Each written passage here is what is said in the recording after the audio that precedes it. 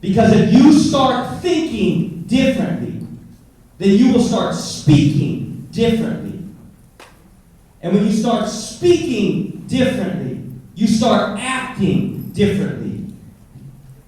And watch how you act, because your actions become your character. And watch your character, because your character becomes your destiny. So everyone in this room has the capacity to begin to share with what you get today, that nugget you get from me or the workshop or whatever, with somebody else, and then we just dealt with 600 to 1,200. Now, as I went community to community to community, from East LA to South Central to Sac to Oregon back to the town, the story to me was always the same. And the story to me was that school, you're different. See, I was an athlete. I was fast, I could jump high, and I would put on their clown suit and entertain them. And the very same teachers that would be in my classrooms miseducating me, or just flat out not educating me at all, would show up at my games and cheer for me as I would put a ball in a basket. But then I would come back to class, and they didn't push me, they didn't challenge me at all. I missed a free throw, just come home. But I wouldn't do an essay, and they'd be like, it's all right. And that began to register something in me, that something wasn't right in what was happening in schools. Because the narrative in schools to me was, you're different. You're not like your brother and sister. You can get out. How many of you have been told that? You can use school to get out. Okay? Fuck that. I'm going to keep it 100 all the way back to the airport. That's the problem right now.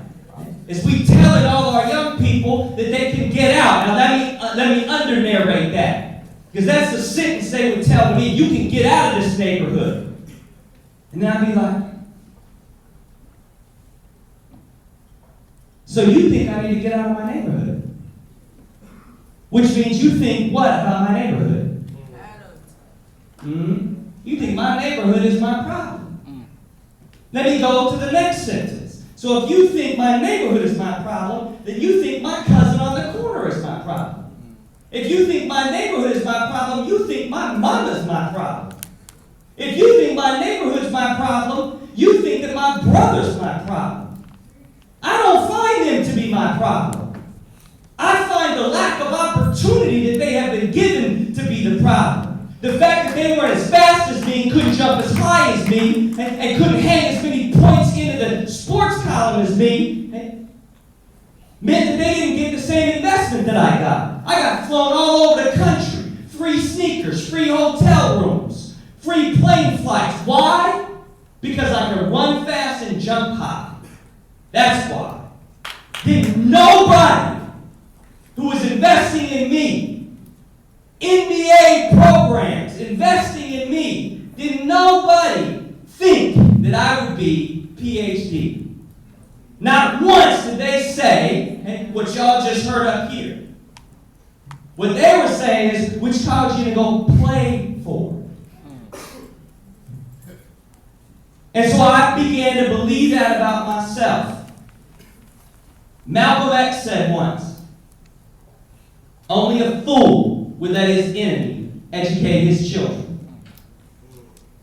And what I realized was all this stuff that they had me reading had nothing to do with actually dealing with what was happening in my community. Nobody was telling me that the point of school isn't to escape poverty. The point of education is to end it.